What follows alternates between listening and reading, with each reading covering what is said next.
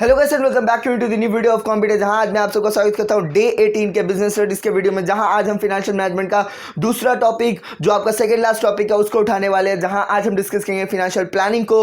उससे पहले मैं आप सबको बता दूं, अगर आप चैनल पर नए हो तो सबसे पहले जाओ उसे सब्सक्राइब करो और बेल आइकन को जरूर हिट करना ताकि आपको वीडियो नोटिफिकेशन मिलते रहे। अगर आपको वीडियो पसंद आए तो लाइक बटन भी हिट कर देना और कमेंट सेक्शन में जरूर बताना कि आपको वीडियो कैसा लगा, राइट। और एक बात, अगर डिस्क्रिप्शन बॉक्स में जाके आपने चेकआउट नहीं किया तो जाके डिस्क्रिप्शन बॉक्स चेकआउट करो कि आपको 3 चीजें मिल रही है प्लेलिस्ट, दोनों सब्जेक्ट्स के। थर्ड मैराथन का आपको प्लेलिस्ट मिलेगा और आपको सबसे इंपॉर्टेंट चीज टेलीग्राम चैनल का लिंक मिलेगा, जहां आपको सारे materials free of cost available है, पूरे स्क्रूटनी के साथ बनाए जा रहे हैं। और अगर आपको वो बहुत हेल्प कर रहे हैं तो आप मुझे कमेंट सेक्शन में बताना और जाके जरूर से ज्वाइन करना और डाउनलोड करके देखना।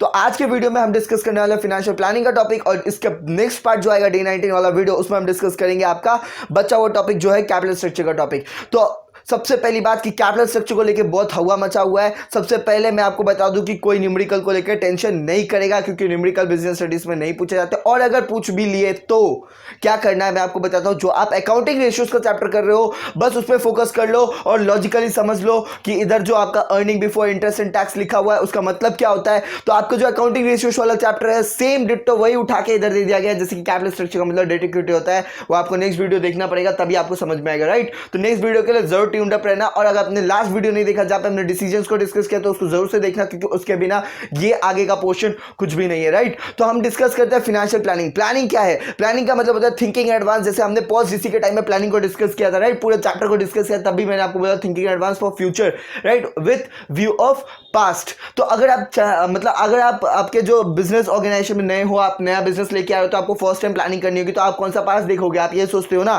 तो आपका जो पास्ट होगा वो किसका पास्ट होगा? दूसरे फेलियर्स का, दूसरे सक्सेस का, ये सारी चीजों का आप पास्ट देखोगे। अब फाइनेंशियल प्लानिंग क्या है? तो हमेशा याद रखना, एक कोड बोल रहा हूं मैं फाइनेंस के मतलब फाइनेंस के तरफ से, कि जो मनी है, money is the blood of the business, right, money is the blood of the business. तो मनी जब खून है बिजनेस का, यानी वो बिजनेस को चलाने के लिए बहुत जरूरी चीज है, एसेंशियल चीज है, तो हमें उसे हर कतरे में पहुंचाना है। तो हर कतरे में पहुंचाने के लिए हमें प्लानिंग चाहिए, राइट। तो फाइनेंशियल मैनेजमेंट में एक पोर्शन आ जाता है आपका फाइनेंशियल प्लानिंग। तो फाइनेंशियल प्लानिंग किस तरीके से होती है? फाइनेंशियल प्लानिंग को अगर मैं बांटूं तो 3 स्टेज में बढ़ जाता है, requirement, acquisition and allocation, right. तो ये 3 चीजें हैं, बस यही 3 चीजें, पर इन 3 चीजों को करना बहुत इंपॉर्टेंट है, क्योंकि इन तीन चीजों के बेस में आपका पूरा ऑर्गेनाइजेशन टिका है, आपका डिविडेंड डिसीजन टिका है, आप कितना प्रॉफिट कमाओगे, वो सारी चीजें इन्हीं 3 डिसीजंस के ऊपर टिकी हुई है, राइट। तो सबसे पहले एक एक डिसीजन, मतलब एक एक चीजों को देखते हैं। तो रिक्वायरमेंट, आप सबसे पहले पता लगाओगे कि आपको कितने पैसे चाहिए, कहां कहां चाहिए, किस लिए चाहिए। जैसे कि अगर आपका प्रैक्टिकल एग्जांपल लूं तो मैं आपको स्टेशनरी खरीदना, स्केल, पेंसिल, पेपर, सब कुछ खरीदना, उसके लिए आपको चाहिए 500 रुपए लगेंगे एस्टिमेट, क्योंकि आप प्रॉपर पैसा पता लगा ही नहीं सकते, क्योंकि आप दुकान पे नहीं जा रहे, आप सारी चीजें कलेक्ट नहीं कर रहे, आप खरीद नहीं रहे, राइट। तो आपने एक एस्टिमेट लगाया कि आपको 100 रुपए चाहिए, राइट, आपने अप्रोक्सीमेट सोच लिया। अब एक्विजिशन, अब आप पैसे की व्यवस्था करोगे, राइट। तो पैसे की व्यवस्था कहां से करोगे? या तो अपने पॉकेट मनी से निकालोगे, अपने सेविंग्स में से निकालोगे, पापा से मांगोगे। तो आपको हो सकता है कि आपके पापा या आपके सेविंग्स में से सिर्फ 90 रुपीज मिले या 120 रुपए मिले, राइट, ये भी हो सकता है। आपको अक्यूरेट 100 रुपए ना मिले, ये भी हो सकता है, राइट। उसके बाद आ जाता है आपका जो नेक्स्ट पार्ट है पैसा मिलने के बाद, वो है अलोकेशन। तो अलोकेशन को समझना बहुत जरूरी हो जाता है आज के डेट में, और हर दिन रहेगा, क्योंकि इसी के ऊपर पूरा आगे का प्रोस्पेक्टस टिका हुआ है। अलोकेशन में क्या करते हैं हम? मान लो जैसा अभी मैंने आपको कहा कि आपको 90 रुपए मिल गए, तो आप सोचोगे कि अब मेरे पास पैसे कम है, तो मैं किस किस चीजों पे कितना इन्वेस्ट करूं ताकि मुझे सारे स्टेशनरी के रिक्वायरमेंट्स भी पूरी हो जाए और मेरे इतने ही पैसे लगे, राइट। तो उसके लिए आपको अलोकेट करना होगा कितने चीजों के लिए कितना पैसा लगाना है मुझे। अगर आपको 120 मिल गए तो आप पूरा खर्च एक ही स्टेशनरी पे तो नहीं करोगे। आपको मान लो 90 भी मिलते हैं और 100 भी मिलते हैं, 120 भी मिलते हैं, कुछ भी मिलते हैं, तो आप एक ही स्टेशनरी पे तो सारे पैसे खर्च नहीं करोगे। आप दुकान में जाओगे, देखोगे कि हाँ भाई अब मुझे इस पे इतना खर्च करना है, ताकि क्योंकि मेरे पास पैसे कम है, डेफिसिट में या फिर सरप्लस में, तो मुझे कौन सी चीजें ज्यादा लेने की जरूरत है। आज के डेट पे मुझे कॉपीज चाहिए, पेन्स चाहिए, स्केल ज्यादा नहीं चाहिए। तो इस तरीके से आप सोचोगे और लोगे, तो वो होता है आपका अलोकेशन का बात। तो अब आप बोलोगे कि मैंने ये एग्जांपल दिया, तो आप इस एग्जांपल से समझ गए होगे कि इसका मतलब क्या फाइनेंशियल प्लानिंग का। अब एक ऑर्गेनाइजेशन पॉइंट ऑफ व्यू से बात करते हैं। तो ऑर्गेनाइजेशन पॉइंट ऑफ व्यू से वो रिक्वायरमेंट देखेगी कि उनको कहां कहां के लिए पैसे चाहिए उसके ऑर्गेनाइजेशन में फिक्स कैपिटल खरीदना है, इन्वेस्टमेंट करना है, फाइनेंशियल डिसीजन करना है या फाइनेंस चाहिए, क्या करना है, तो आपका इन्वेस्टमेंट डिसीजन के ऊपर रिक्वायरमेट देखा जाता है। वो इन्वेस्टमेंट या तो फिक्स्ड एसेट पे होगा या आपका कोई म्यूचुअल फंड्स में होगा, इंडेक्स फंड में होगा, किसी भी तरीके से हो सकता है। वो आपका जो आपका रिक्वायरमेंट है वो देखा जाएगा, राइट। उसके बाद आता है आपका एक्विजिशन। अब ये एक्विजिशन कहां से होता है? एक्विजिशन आपको जैसा फाइनेंसिंग डिसीजन में पढ़ाया गया है, ये है दो टाइप का, ओनर्स फंड, राइट, और एक है आपका बोरोवर, मतलब बाहर से जब हम लेते हैं, राइट। तो ये आपका दो टाइप से हम फंड एक्विज करते हैं, मतलब अपने पैसे लेते हैं। अब उसके बारे में जानने के लिए आपको लास्ट वीडियो देखना पड़ेगा, तो जरूर से जाके उसे चेकआउट करना। उसके बाद आता है आपका अलोकेशन। अलोकेशन यानी आप कहां कहां पे इन्वेस्ट करोगे, मतलब अगर हम एक छोटा सा अगर इसको हम बांटना चाहें तो ये एक्विजिशन जो है आपका, ये आपका फाइनेंस डिसीजन, मतलब आपका जो आपका फाइनेंसिंग डिसीजन है उसके अंदर आ जाता है। मतलब आप सोचोगे कि आप पैसा कहां से लोगे पूरे फैक्टर्स को देख के। और जो आपका ये अलोकेशन वाला पार्ट है, ये अगर हम बोले तो ये इन्वेस्टमेंट डिसीजन के अंदर भी आ जाता है। और कुछ हद तक डिविडेंड डिसीजन जो है वो भी अलोकेशन के अंदर आ सकता है, क्योंकि जब आपने अलोकेट अच्छे से कर दिया, आपका एक्विज किया हुआ पैसा, तब जाके आपको प्रॉफिट हुआ। अब उसके बाद आप प्रॉफिट को भी अलोकेट करोगे प्रॉपर तरीके से, राइट। तो ये हो गया आपका 3 स्टेज का बाद जहां पे आप फाइनेंशियल प्लानिंग करते हो। तो फाइनेंशियल प्लानिंग तो आपने देख लिया, अब इसका ऑब्जेक्टिव्स क्या होता है, ये किस लिए हम करते हैं और इसका इंपॉर्टेंस क्या होता है ये देखेंगे। तो ऑब्जेक्टिव्स क्या? ऑब्जेक्टिव सिंपल सा है, ensures availability of fund whenever needed, और दूसरा है कि do not raise unnecessary funds, do not raise unnecessary fund, हमेशा याद रखना। तो पहला वाला जो है आपका कि आपको जब भी जरूरत है तो आपको प्रॉपर फंड मिले एक्यूरेट टाइम में, ताकि आप वो अपॉर्चुनिटी लूज ना करो, राइट। तो इसलिए हम कहते हैं फाइनेंशियल प्लानिंग कि हमारे पास पैसे की प्लानिंग रहेगी, हमें पता होगा हमारे पास इतना पैसा, हमारा खर्च करने का इतना कैपेसिटी है, तब जाके हम क्या कर सकते हैं, अपने ऑर्गेनाइजेशन को बड़ा कर सकते हैं। तो ये होता है आपका फर्स्ट वाला ऑब्जेक्टिव। सेकेंड वाला जो आपका ऑब्जेक्टिव है, यहां पे हम इंश्योर करते हैं कि हम अननेसेसरी फंड उठा ना ले, क्योंकि अगर आप डेट लेते हो यानी आप बोरोवर फंड की तरफ जाते हो, अननेसेसरी आपने ज्यादा उठा लिया तो आपको ज्यादा इंटरेस्ट पे करना पड़ेगा, वो कंपनी के लिए लॉस है, राइट। और अगर आपने ज्यादा इक्विटी उठा लिया, मतलब आपने ज्यादा ओनर्स बना लिए हैं अपने कंपनी के लिए, तो उनको भी आपको ज्यादा डिविडेंड पे करना पड़ेगा, उनके पास वोटिंग राइट ज्यादा चली जाएंगी, ओनरशिप मालिकाना जो हक है वो ज्यादा डिवाइड हो जाएगा आपके बंदों में, मतलब आपके जो शेयर होल्डर्स है उनमें, तब जाके आपको प्रॉब्लम क्रिएट होगा। तो हमें सोचना है कि अननेसेसरी फंड, मतलब बेफिजूल का पैसा हम रेज ना करें, इससे हमारी कंपनी की रेप्यूटेशन भी गिर सकती है, क्योंकि हम फंड को यूज भी नहीं कर पाएंगे, राइट।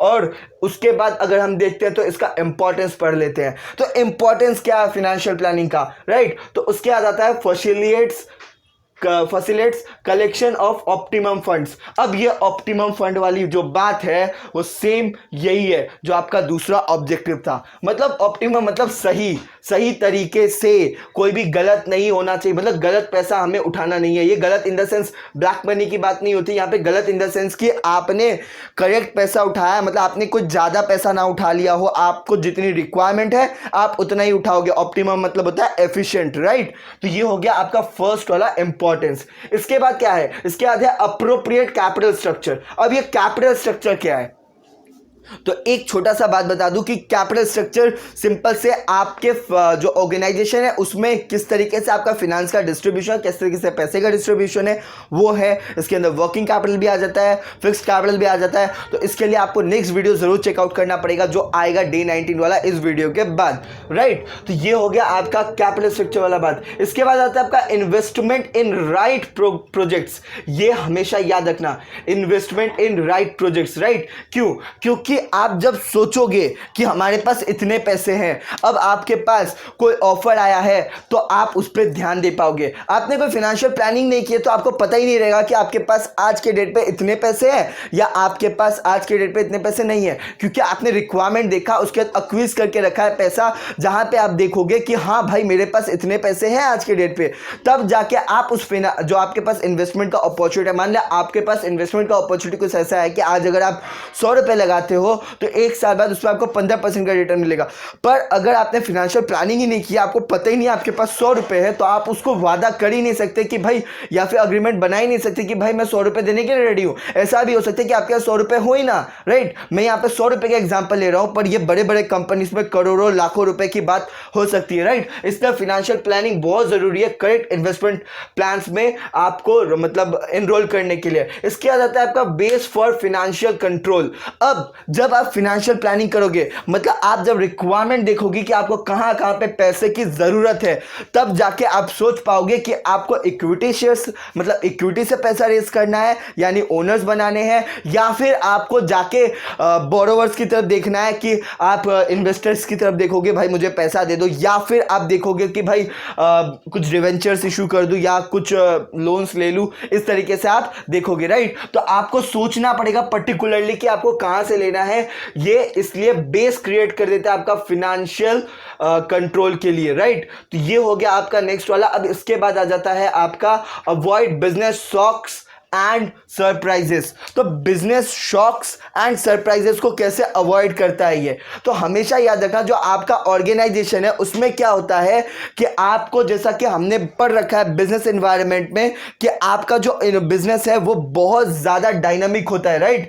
तो बिजनेस अब डायनामिक है तो हमें वहां पे जाके उन्हें कंट्रोल करना भी मुश्किल है। तो शॉक्स मिल सकते हैं, जैसे कि अगर आपने प्रॉपर फाइनेंशियल प्लानिंग नहीं की होती, मान लो आपके ऑर्गेनाइजेशन बहुत अच्छी चल रही है और आपने प्रॉपर फाइनेंशियल प्लानिंग नहीं की है और डिमोनेटाइजेशन हो गया था, तब आपको बहुत प्रॉब्लम हुआ होगा। लेकिन जिन्होंने फाइनेंशियल प्लानिंग कर रखी होगी, जिनके पास पैसे मतलब जो आपके बैंक अकाउंट से पड़े होंगे, उनको उतनी प्रॉब्लम क्रिएट नहीं हुई होगी, राइट। ये हो जाता है आपका शॉक्स की बात। अब सरप्राइजेस, मान लो गवर्नमेंट ने कुछ अच्छी सी स्कीम लॉन्च कर दी, अगर आपके पास फाइनेंशियल प्लानिंग नहीं है, आपने सोच नहीं रखा है कि भाई मेरे पास इतने पैसे आज के डेट पे मैं ये लगा सकता हूं, तो आप कहां से लगाओगे वो पैसे, राइट। अगर आपके मतलब आपके पैसे होंगे फिर भी आपको पता नहीं है, तो आप सोच भी नहीं सकते उसके बारे में और आप वो अपॉर्चुनिटी ग्रैब करते करते रह जाओगे, राइट। तो ये हो गया आपका फाइनेंशियल प्लानिंग, मतलब आपका जो शॉक्स और सरप्राइजेस का बात, राइट। उसके बाद link between investment and financing decision.